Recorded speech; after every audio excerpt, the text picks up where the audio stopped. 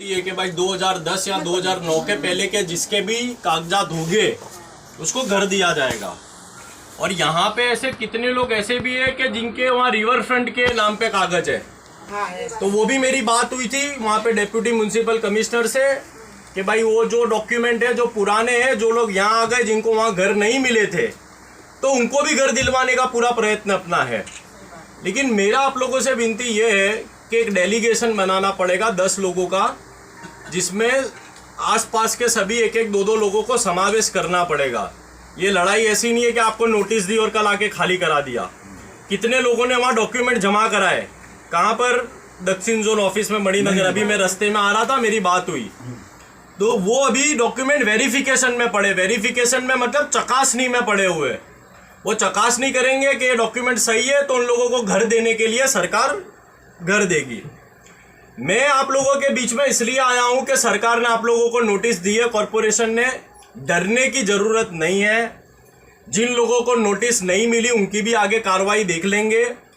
अगर जो भी व्यक्ति गवर्नमेंट के रूल के मुताबिक उसको घर मिलने लायक है, तो मैं आपको वादा करता हूं, कांग्रेस पार्टी वादा करती है आपको, या बाबा भाई भी आए, इन्होंने भी खास मुझे कहा हुआ, यहाँ के लोग भी हमेशा मेरी रैलियों में भी आते हैं, मेरे को सपोर्ट करते हैं।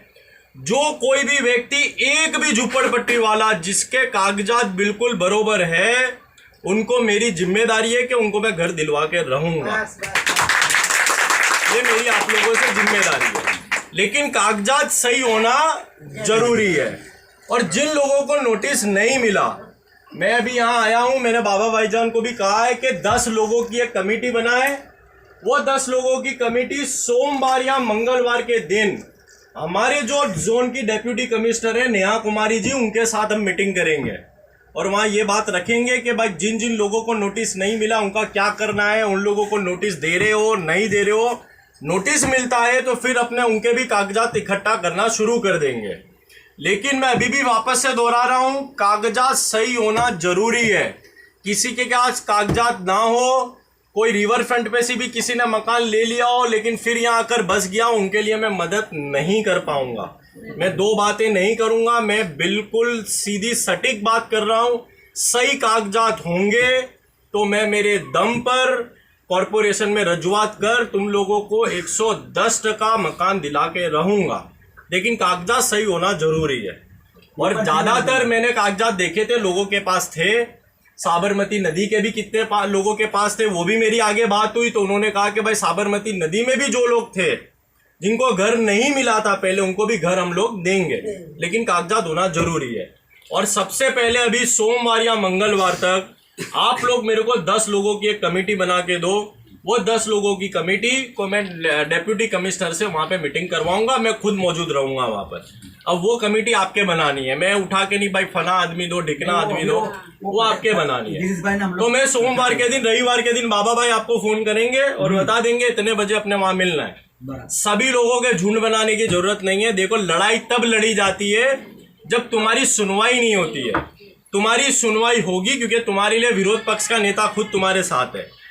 तुम्हारी सुनवाई नहीं होती है, तुमको अगर तुम्हारे कागजात सही है और जैसे ये आपा को बोल दिया भाई ये आपा के कागजात सही है लेकिन फिर भी मकान नहीं दिया जाता, तो तुम्हारे साथ मैं खुद आंदोलन करने बैठ जाऊंगा सड़कों पे। लेकिन अभी उसकी जरूरत नहीं है क्योंकि अभी भी वो लोग सीधे सीधे काम कर रहे हैं। आपका बहुत सारे लोगों ने वहां पे डॉक्यूमेंट जमा कराए हैं यहाँ से, अभी उनकी चकासनी चल रही है। वो चकासनी पूरी हो जाएगी, फिर पता चल जाएगा किन किन लोगों को मकान देने, किन लोगों का नहीं हो पाया। वो नहीं हो पाया तो भी क्यों नहीं हो पाया, वो नहीं हो पाया तो उनसे पूछेंगे कि भाई दूसरा कोई डॉक्यूमेंट हमको बोलो, तो वो हम जमा कराए। तो अभी ऐसा नहीं है कि वो कल ही आके तुमको खाली करा देंगे। उनका घर देने की आपको पूरी इच्छा है तो आप भी वो शांति से वो जो डॉक्यूमेंट मांगे वो देते रहो उनको। और कोई सवाल है तो पूछो। और एक सवाल दिमाग में आ गया सबके बरोबर? और एक सवाल साहब इनका ऐसा है कि पटेल भाई को हमको ये लोग ने ऐसा सुबह में जब इनको बुलाने गए तो ये लोगों ने ऐसी चर्चा करी कि जो हमको जो नोटिस दिया ऐसा नहीं हमको वटवा फेंक दे। बोला वटवा हमको जाना नहीं हुआ, खून खराबा बहुत है ट्यूशन से। देखो, मैं अभी भी बता रहा हूँ, मैं वहां नहीं पढ़ता कि इधर डालना है उधर डालना है। मैं अभी तुमको घर दिलाने में पढ़ रहा हूँ। बरोबर, यहाँ डालना वहां डालना। अभी वटवा में ही बनाए हैं उन्होंने मकान, तो वटवा देंगे तो मैं यूं नहीं बोल सकता भाई वटवा मत दो, अगर इतने सारे लोगों को वटवा नहीं देंगे। मेरी बात तो सुन लो बहन जी। फिर कहीं दूसरी जगह घर ही नहीं होगा तो कोई क्या करेगा, वो दूसरी बात है। पहले जो लोगों को घर मिलता है कि नहीं मिलता वो एक सवाल है, फिर कहाँ मिलता है कहाँ नहीं मिलता मैं उसमें नहीं पढ़ सकता। मैं आपको घर दिला सकता हूँ, आप समझो मेरी बात में क्या बोल रहा हूँ।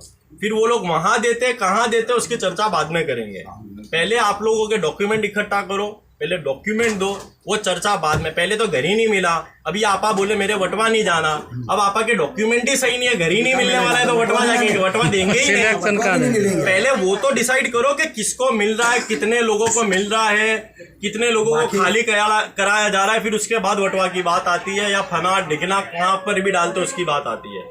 पहले तो सर्वे करेंगे कि भाई इतने मकान देने हैं,